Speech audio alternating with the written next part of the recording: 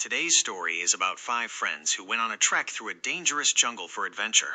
But their trip suddenly takes a turn for the worse.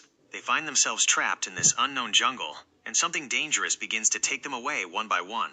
Their journey becomes a battle between life and death. The story begins with a group of friends, including Fred, Loy, and their girlfriends, Chloe and Karine. They are about to go out for some fun, but another boy named Gilliam arrives. Gilliam's arrival makes Loy a little nervous. Fred tells her not to worry. His presence won't ruin their vacation. Chloe is also worried about Gilliam. 4 years ago, Gilliam was in love with Chloe, and all their friends know about it. Chloe is a little disturbed, but Karine reassures her, saying, "Don't worry, Gilliam won't bother you. He's just come to spend time with us." The five friends then take a stunning selfie and embark on a thrilling journey through the mountains. The five of them are enjoying the beautiful sights as they drive along. However, Chloe remains saddened by Guillaume's situation. She wasn't happy at all. As they drove a little way out of town, they stopped the car and started walking. They had to go to the top of a mountain and figured they would be back by evening. As they walked, they came to a stop. Gilliam starts talking to Chloe. Chloe asks, "Why are you here?" Gilliam explains, "I've come to forget the past and be friends with you." But Chloe doesn't answer. After going a little further, they see the path blocked. But Fred starts climbing the hill and says, "I'll climb it and see what the path is like." All his friends are dissuading him. But Fred starts climbing alone, and somehow, reaching the top, says, "The path ahead is clear. We can go from here." He throws them a rope. Then, one by one, everyone starts climbing up the rope, and after much difficulty, they reach the other side of the slope. From there, they find a path leading up, allowing them to continue down the hill. Then, they start walking along a path on the mountain. It was a very narrow path, with steel cables at various points, so they attached their hooks to the cables and slowly began to walk forward. They were having a lot of fun, as they had come here to enjoy hooking, but their friend Louis was feeling scared. So his girlfriend Chloe lovingly told him, "There's no need to be afraid. I'm with you." After going a little further, they spot a narrow hanging bridge that goes from one slope to the other. Fred, who was in front, tells the others that this is the only way to get to the other side, and that the most fun of hooking is going to be on this bridge. "So we'll have to use our hooks very carefully and move forward one by one, because this bridge probably won't be able to support all of us," he says. Fred then goes first and manages to cross the bridge to the other side. Then, one by one, they begin to cross the bridge, with Loic and Karine lagging behind. But Loic becomes frightened at this point because he's extremely afraid of heights, and that's why he can't continue. Then his girlfriend Chloe comes to his aid and reassures him that they're with him. There's no need to be afraid, after which he manages to walk forward, timidly, to the cliff. By now, everyone has reached the cliff. Only Karine was left, still in the middle of the bridge. Just then, the others noticed the bridge cables slowly unraveling. They told Karine to hurry forward. The bridge was about to collapse. Karine panicked and began to walk quickly. But then, in no time, all the screws on the bridge are removed, and the bridge collapses. But Karine hangs onto the cables with her hook. Everyone panics, wondering what will happen next. Karine, too, is terrified. She tries to move forward, but she's unable to do anything. Fred throws her a rope for help, and Karine grabs it. Then everyone starts pulling her towards them. As soon as Fred grabs her hand, the remaining cables on the bridge snap and fall to the ground. But Karine survives, crying out in extreme fear. Her boyfriend consoles her. Fred then takes out a map and realizes that this was the only way back from this place. Now there's no other way but to go. Hearing this, Loy becomes angry at Fred, saying, "You've trapped us here." But Fred says, "Don't worry. Who knows, we might find another way down. So we have to get out of here before nightfall without stopping." After this, the five of them resume their journey, using the cable to move up a slope. However, after reaching a certain point, they discover that the cable is missing. This means they can't go any further without the cable. They couldn't see any other way out. So Fred and Karine say, "We need to go up the slope and see if there's another way out. Then, we'll pull these three up with the rope." Karine and Fred manage to climb up the slope. Now there are only 3 people, but Loy is extremely afraid of the height. He, like them, is also locked to the cable with a safety hook. But he starts trembling from the height and says, "My arm is tired. I'm about to lose this cable." His girlfriend reassures him, "You won't fall. You're safe with the hook. Keep your arm loose and don't strain your body." But Loy doesn't understand his girlfriend's point at this moment, and due to his excessive trembling, his foot slips, and he hangs on the hook. With all his weight on the cable, Guillaume also hangs like him. Louis, frightened, screams and begins to shake. Guillaume tells him not to move too much, or we'll all fall down. On the other side, they see Fred and Karine, who are further up the slope, searching for a way into the forest. Fred becomes worried and says, maybe there's someone else up ahead. There's no way out. Just then, a trap catches his leg, and he screams. Blood starts gushing from the trap. Seeing this, Corinne tries desperately to open it, but it fails, and Fred begins to writhe in pain. Fred then says, I can't bear it anymore. You take the rope and bring them up first. I'll stay here. Corinne hurries to the slope and throws the rope down from above. Using the rope, she somehow pulls all three of them up. She then tells everyone that Fred is trapped in a trap. We have to go quickly and free him. We look at Fred, who is writhing in pain. Then, we see a chain attached to the trap, which someone slowly pulls. Before Fred can react, someone drags him away. Meanwhile, everyone else reaches where Fred was lying injured, but they can't find him, leaving everyone perplexed and searching everywhere. Corinne says, I left him right here. Where could he have gone? Just then, among the bushes, they find the trap Fred's foot was caught in. Everyone is alarmed, but Locke starts shouting, Fred, we're all stuck here because of him. If he hadn't insisted on coming here, we wouldn't have been trapped here. Hearing this, Corinne yells at him, You're already a headache for us, so don't add to the trouble. Chloe says, We're not going to gain anything by fighting amongst ourselves. It'll be nightfall soon, and all the stuff is in Fred's bag.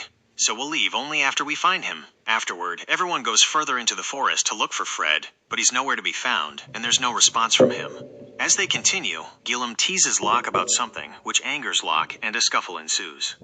Seeing this, Chloe goes forward to stop their fight, but she suddenly falls into a pit.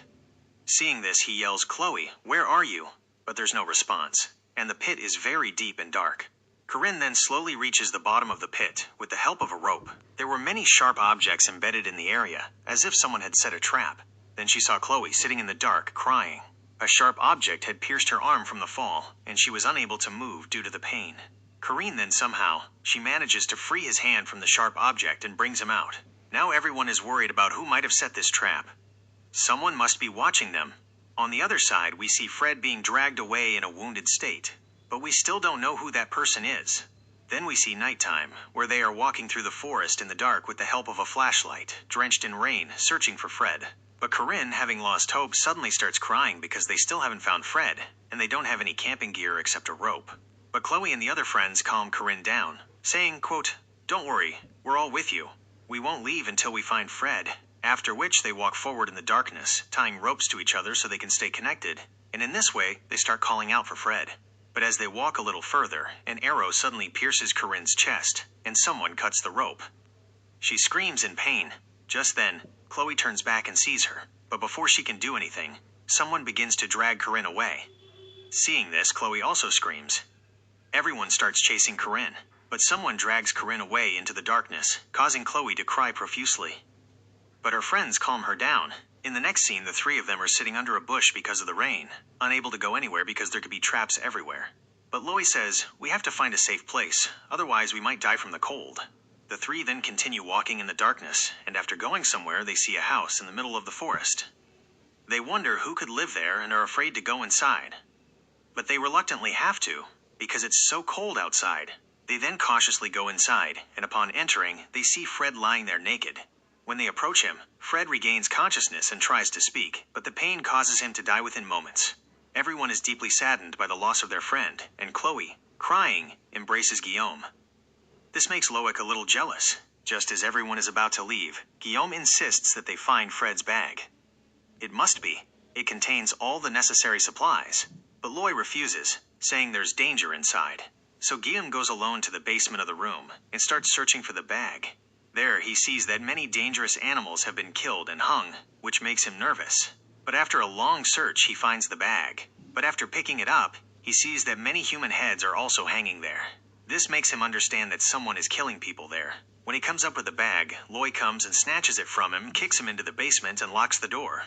Loy then comes out and tries to forcibly take Chloe away. Just then, a ferocious man appears in front of them and kicks them both. Then, he throws Karen's body on Chloe and starts beating her mercilessly. Seeing this, Chloe manages to get up and attacks the man to save Loy. But the psychotic man grabs Chloe and starts beating her too. But instead of saving his girlfriend, Loic flees the house in fear. The man then beats Chloe, knocking her unconscious. The next scene shows the terrified man tying Chloe and Guillaume up in the basement. They both try to escape.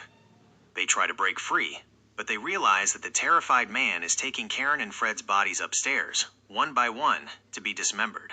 They are terrified and desperately trying to free themselves. Gilliam tells them not to be afraid. "I'll save you."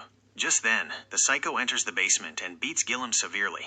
He then takes Chloe upstairs, ties her up, and slowly approaches her with a knife, hoping to kill her. Meanwhile, Gilliam, after much effort, unties the ropes and tries to escape, but the basement door is locked. He realizes he's about to kill Chloe with the psycho knife. Suddenly, Loic arrives and hits the psycho with a rock. Enraged, Loic takes a weapon and starts chasing him. Chloe seizes the opportunity to free herself, unlock the basement door, and pull Gilliam out. They both narrowly escape death, so they embrace. Gilliam then says, "We have to get out of here quickly. That psycho could come back." Chloe sees Corinne's body and both of them cry, seeing their friends die like this. But they have no choice but to escape from here. Gilliam then gives Chloe a knife for safety, and Chloe says that we must save Loy before we leave this forest. Then we see a morning scene where Loic is still running for his life because the psycho is still after him. Meanwhile, Gilliam and Chloe have also set out to find Loy, but the psycho now prepares his weapon and starts shooting at Loic. One arrow hits Loic's leg, causing him to writhe in pain. But he doesn't stop running, and as he goes, he reaches a slope. Just then, the psycho also arrives and starts attacking him. Loy tries to fight him, but Loic removes the arrow from his leg and shoots it at the psycho, tormenting him. Then, he picks up a stone and starts hitting him in the face. He somehow manages to escape and hangs onto a ladder on the slope. Seeing this, the psycho runs away as his friends are about to arrive.